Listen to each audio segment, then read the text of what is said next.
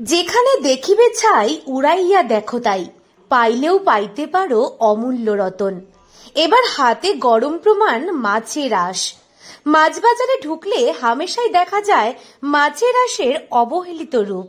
কোথাও নর্দমার জলে ভেসে যাচ্ছে, তো কোথাও আবার ডোবায় পচে যাচ্ছে এই অমূল্য রতন।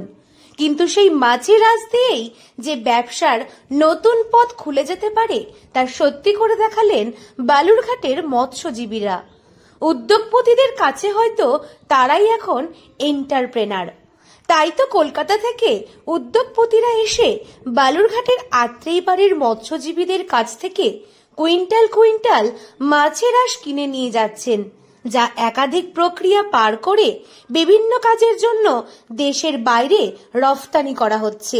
এটা আমি লকডাউন আগে থেকে করছি।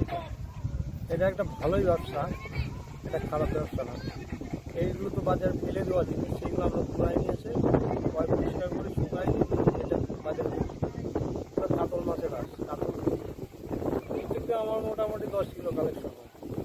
নম্বরই হলে 20 কিলো 30 কিলো এগুলো প্রসেস। এগুলো কলকাতাতে যায়, কলকাতাতে যাওয়ার পরে এগুলো বাছাই হওয়ার পরে পাউডার তৈরি হয়। পাউডারটা বিদেশে যায়।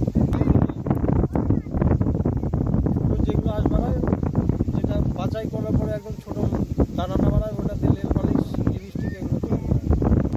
আর যেটা ভালো মাল সেটা পাউডার তৈরি হয়। এই জিনিসটা মোটামুটি মানুষের 10 বছর হয়ে গেল মার্কেটে 4000 টাকা যাচ্ছে। 1 বছর আগে মোটামুটি 7000 8000 টাকা দাম ছিল কেজি না। হ্যাঁ কুইন্টাল ছিল। এটা কলকাতা বারাসাতে যায় কোম্পানিতে। যোগাযোগ আমরা ফোনের মাধ্যমে, লোক আসে ওইখান থেকে আসে, আমাদের নাম্বার দিয়ে গেছে। আমার যখন মাল জড়ো হয়ে যাচ্ছে তখন আমাদের কোম্পানিতে ফোন করলে কোম্পানি এসে নিয়ে যাচ্ছে। মূলত ফুড সাপ্লিমেন্ট থেকে নেল পেইন্ট এমনকি রকমারি চুমকি তৈরির ক্ষেত্রে কাঁচামাল হিসেবে কাজে লাগাচ্ছে এই মাছের আঁশ। বালুরঘাটের আত্রেই নদীর মাছের আঁশ বিক্রি করেই আয়ের পথ খুঁজে পাচ্ছেন মৎস্যজীবীরা। নদীর পাশে দেখা যাচ্ছে তারা মূলত রুই ও কাতলা মাছের আঁশ শুকোতে দিচ্ছেন। সারাদিন শুকোনোর পর তারা এক জায়গায় করে বিকেল নাগাদ তুলে নিচ্ছে।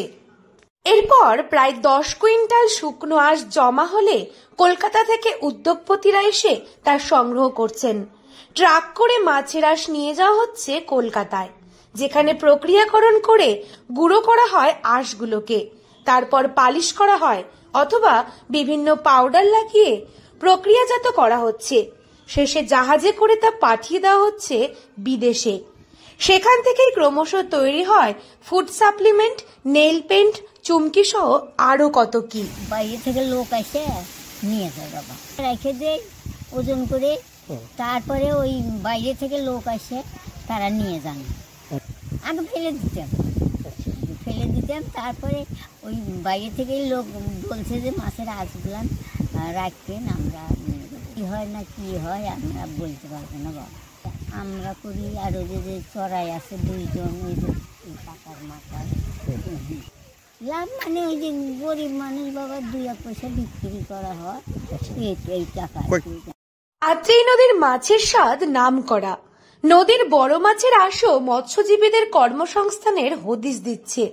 ছোট বড় বিভিন্ন আকারের মাছের আঁশ আলাদা করে শুকিয়ে তারপর পাঠিয়ে দেওয়া হয় কলকাতায়। প্রতি কেজি 70 থেকে 80 টাকা দরে বিকোচ্ছে এই আঁশ।